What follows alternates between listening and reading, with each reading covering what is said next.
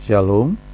Kalau kita baca Alkitab, kita akan ketemu ya, ada ayat yang mengatakan Adam yang pertama dan Adam yang kedua, atau Adam yang akhir, atau the last Adam, atau Adam yang terakhir.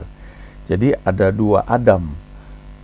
Adam yang pertama adalah manusia pertama yang berasal dari tanah, ya, debu tanah, kemudian dibentuk menjadi boneka. Lalu Tuhan menghembuskan nafas hidup ke dalamnya, maka manusia itu menjadi jiwa yang hidup, ya, a living soul. Nah, sementara Adam yang kedua itu adalah Kristus, ya, Yesus. Dia datang karena pekerjaan Roh Kudus, ya, yang masuk ke dalam tubuh Maria, ya, kemudian Yesus itu menjelma menjadi manusia, ya. Lahir sama seperti manusia pada umumnya, 9 bulan di kandungan, kemudian lahir lewat perawan Maria.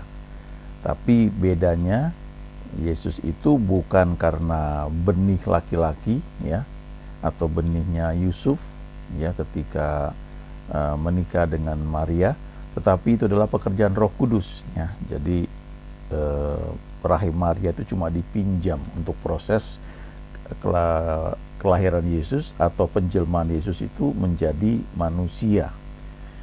Tapi kita bisa belajar dari firman Tuhan, khususnya yang Paulus tuliskan tentang hal ini, ya, bahwa di Alkitab itu ada dua prinsip, ya, prinsip yang pertama dan prinsip yang kedua, atau lebih tepat saya katakan ada istilah namanya the principle of the second, ya, prinsip tentang yang kedua. Kita lihat dulu, ini ada satu kutipan dari internet, ya, saya bacakan, ya. Yesus sebagai Adam kedua.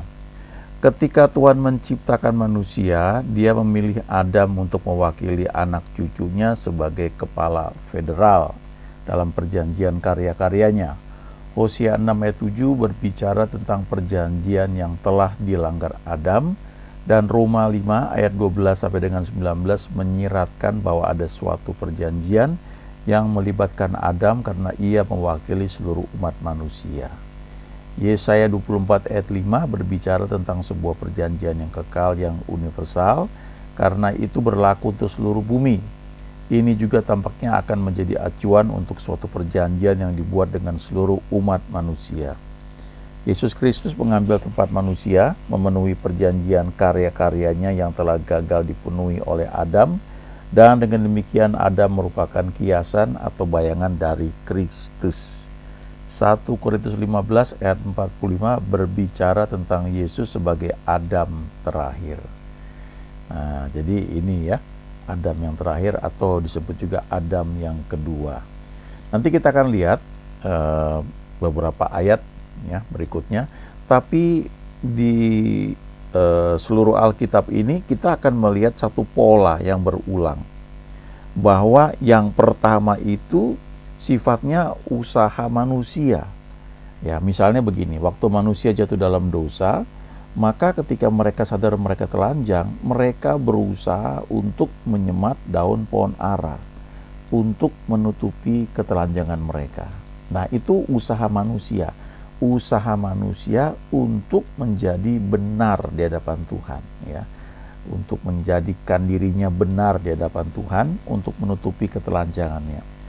Tetapi kemudian kalau kita baca di kitab Kejadian pasal 3 tersebut, maka Tuhan membuat pakaian dari kulit binatang, lalu mengenakannya kepada manusia itu. Jadi artinya cara manusia untuk menutupi ketelanjangannya dengan menyemat daun pohon ara itu tidak cukup, tidak memenuhi standar dari Tuhan. Jadi Tuhan sendiri perlu menolong manusia membuat pakaian dari kulit binatang, artinya ada korban, ya, lalu mengenakan pakaian itu pada manusia. Jadi dari sejak awal itu kita sudah melihat bahwa kekuatan atau usaha manusia itu nggak mampu, ya. Tuhan sendiri perlu, ya, memberi contoh, menunjukkan cara yang harus dilakukan. Ya, ini yang disebut dengan prinsip yang kedua. Yang pertama gagal dipakai, yang kedua yang dari Tuhan. Nah, ini ayatnya ya, 1 Korintus 15 ayat 45. Seperti ada tertulis, manusia pertama Adam menjadi makhluk yang hidup, tetapi Adam yang akhir menjadi roh yang menghidupkan. Ayat 46, tetapi yang mula-mula datang bukanlah yang rohania, tetapi yang alamiah. Kemudian barulah datang yang rohania. Nah, prinsip ini yang berlaku dari sejak kitab Kejadian sampai seterusnya ya. Kalau kita perhatikan, saya tahu prinsip ini ketika membaca tulisan dari seorang hamba Tuhan yang namanya Wordsmani ya. Dia tulis satu artikel judulnya The Principle of the Second, prinsip tentang yang kedua. Lalu diambil ayat ini. Jadi Adam yang pertama itu adalah Adam yang sifatnya alamiah. Sementara Adam yang akhir atau Adam yang kedua itu sifatnya rohaniah. Ya. Kalau yang pertama itu dikatakan adalah makhluk yang hidup, tetapi yang kedua atau yang akhir ini adalah roh yang menghidupkan. Nah, itu adalah Yesus. Nah, prinsip ini ternyata berlaku ya dari sejak kitab Kejadian. Ya. Setelah soal daun pohon ara ya, menyemat daun pohon ara, maka yang berikutnya kalau kita lihat adalah ketika Abraham dijanjikan akan punya anak ya, dan Tuhan sudah meneguhkan bahwa dia akan punya anak kandung. Tetapi setelah sekian lama nampaknya belum ada tanda-tanda bahwa istrinya akan hamil. Lalu istrinya yaitu Sarai memberi ide supaya Abraham itu kawin dengan Hagar. Dan kemudian lahirlah Ismail. Nah, Ismail ini adalah cara manusia, cara alamiah ya, untuk berusaha menggenapi apa yang Tuhan janjikan. Tetapi ketika Ismail lahir, maka selama 13 tahun Tuhan tidak bicara kepada Abraham, dan ketika dia menampakkan diri pertama kali dia berkata, akulah El Shaddai, akulah Allah yang lebih dari cukup, tapi untuk mengalaminya engkau harus hidup di hadapanku dengan tidak bercela ya, kira-kira kayak begitu kalau diterjemahkan dalam bentuk yang lebih bebas ya. Artinya jangan pakai caramu ya, supaya kamu bisa mengalami aku sebagai Tuhan yang Maha Kuasa, aku sebagai El Shaddai. Lalu akhirnya Abraham mengalami bagaimana istrinya yang sudah mati haid itu ternyata melahirkan seorang anak dan diberi nama Ishak ya. Nah, jadi Ismail yang dilahirkan dengan cara manusiawi itu ternyata tidak diterima Tuhan ya. Yang diterima adalah yang Ishak, yang namanya Ishak, yang lahir dari janji Tuhan lewat cara Tuhan. Abraham sempat meminta supaya Ismail itu bisa menjadi berkenan di hadapan Tuhan ya, dikatakan seperti itu. Tetapi Tuhan bilang tidak ya, Ismail tetap akan aku berkati, tapi perjanjianku akan kubuat dengan Ishak. Jadi kita lihat di sini, yang pertama Ismail ditolak ya, tapi anak yang kedua diterima, yaitu Ishak ya. Kemudian dari Ishak kita juga melihat Ishak itu setelah menikah dengan Ribka, dia punya anak kembar, Esau dan Yakub. Esau itu tidak diterima Tuhan ya, Yakub yang diterima, yang kedua ya. Kemudian ketika Yakub menikah ya, dia sebenarnya senangnya sama Rahel, tetapi yang diberikan kepada dia pertama kali adalah Lea. Tapi Yakub sangat mengasihi Rahel ya, istri yang kedua itu ya. Jadi ini prinsip ini berulang itu ya di Alkitab. Lalu Wordsmani mengatakan dari 1 Korintus 15 ayat 46 ini ya, dia bilang, tetapi yang mula-mula datang bukanlah yang rohania, tetapi yang alamiah. Kemudian barulah datang yang rohania. Apa maksudnya? Ya, dalam setiap hal ketika kita membaca janji Tuhan, kemudian kita percaya, Kadang-kadang ada godaan ya untuk mewujudkan dengan cara kita apa yang dijanjikan.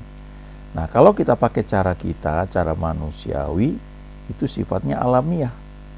Dan yang alamiah ini ternyata tidak diterima ya oleh Tuhan.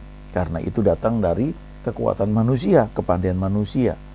Ya, yang Tuhan inginkan itu yang berasal dari Dia, yang rohaniah. Jadi idenya dari Dia, tapi caranya juga dari Dia. Contoh berikutnya ya, setelah tadi Yakub ya punya 2 istri, Lea dan Rahel, maka yang berikutnya adalah ketika raja pertama Saul ya dipilih lewat undian. Tapi ternyata Saul ditolak oleh Tuhan.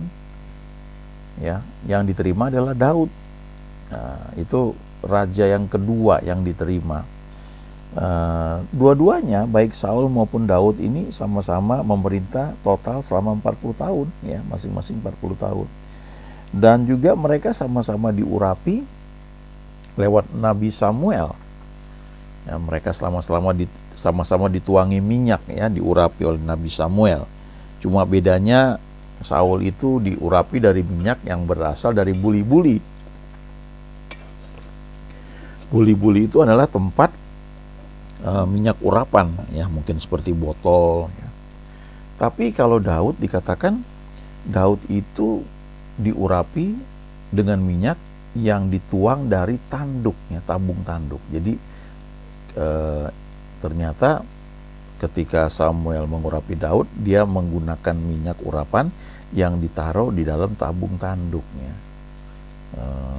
Dan itu profetik sifatnya ya, karena kalau tanduk berarti harus ada hewan yang dikorbankan ya. Jadi selanjutnya memang kita melihat Daud ini banyak belajar tentang korban ya, korban persembahan. Dia juga mengalami korban perasaan dan sebagainya, tetapi justru kesempatan itu semua yang tidak nyaman itu dia pakai sehingga dia semakin melekat kepada Tuhan. Lalu apa aplikasinya buat kita ya? Nah, ini ya yang perlu kita camkan ya. Seringkali kita punya ide ya, sesuatu yang baik dan bahkan alkitabiah ya. Tetapi kadang-kadang itu tidak cukup ya. Kalau kita ingin mendapatkan yang terbaik dari Tuhan, maka kita perlu bawakan dalam doa, bertanya, dan sampai akhirnya kita mendapatkan tuntunan daripada Tuhan bahwa ini yang Dia kehendaki. Kadang-kadang banyak ide bahkan yang kelihatannya baik ya, ide dari pelayanan itu masuk akal semua dan tidak ada yang salah. Tetapi cuma satu aja penyebabnya yang mungkin kelihatannya nggak srek atau tidak diterima Tuhan, adalah karena itu berasal dari alamiah, dari manusia, dari ide manusia ya. It's just a man's idea ya, itu cuma ide manusia. Tetapi yang Tuhan terima itu adalah yang berasal dari Dia, yang idenya itu dari Dia. Itu sebabnya kadang-kadang kita suka melihat satu kutipan ya, yang dibuat juga menjadi sebuah buku ya, judulnya Good Idea or God's Idea ya, ide baik ataukah ide yang dari Tuhan. Nah, ide baik itu yang alamiah ya, tetapi ide yang dari Tuhan itu yang sifatnya rohani ya. Juga dalam hal kita melayani ya. Kadang-kadang kita tergoda untuk segera melakukan sesuatu ya, bertindak dengan cara kita ya, dengan ide yang kita dapatkan. Mungkin hasilnya baik dalam pandangan manusia, tetapi itu seperti Ismail ya. Di hadapan Tuhan walaupun diberkati juga, tetapi jelas beda dengan sesuatu yang berasal dari Tuhan yang seperti Ishak ya. Kalau kita mengalami sesuatu bahwa itu pekerjaan Tuhan ya, seperti Ishak itu, kita sama sekali nggak bisa bermegah ya. Paling kita hanya bisa tertawa, kok bisa ya, ajaib ya, luar biasa Engkau Tuhan. Tapi kalau itu sesuatu yang kita lahirkan, kita buat karena kekuatan kita, maka itu cenderung ada rasa bangga, rasa sombong yang terselip ya.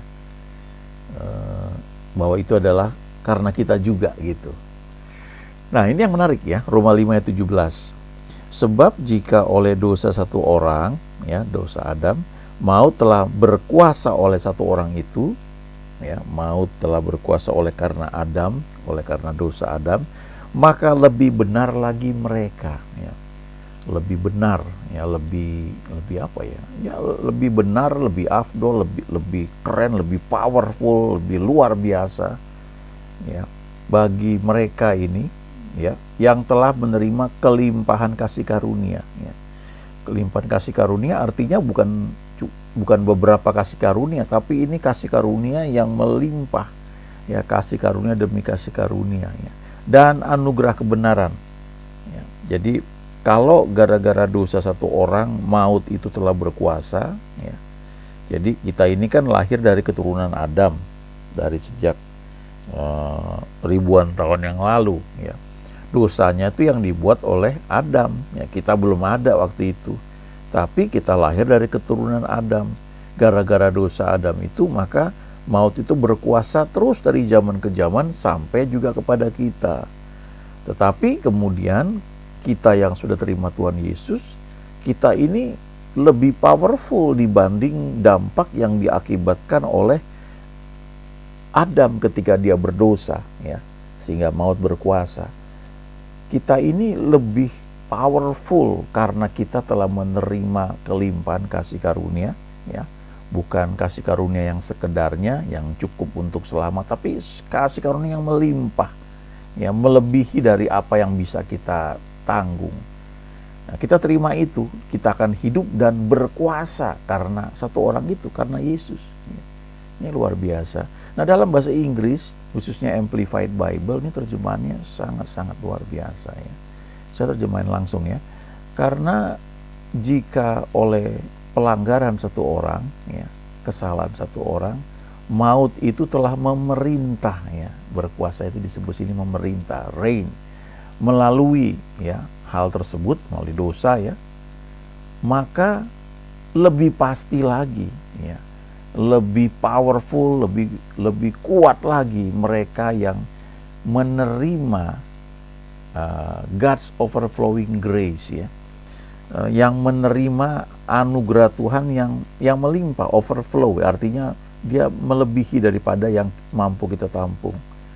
Lalu grace ini diterjemahkan juga sebagai unmerited favor, ya. Satu favor, perkenanan yang memang Tuhan berikan, yang bukan karena usaha kita, yang kita tuh nggak pantas sebenarnya, ya.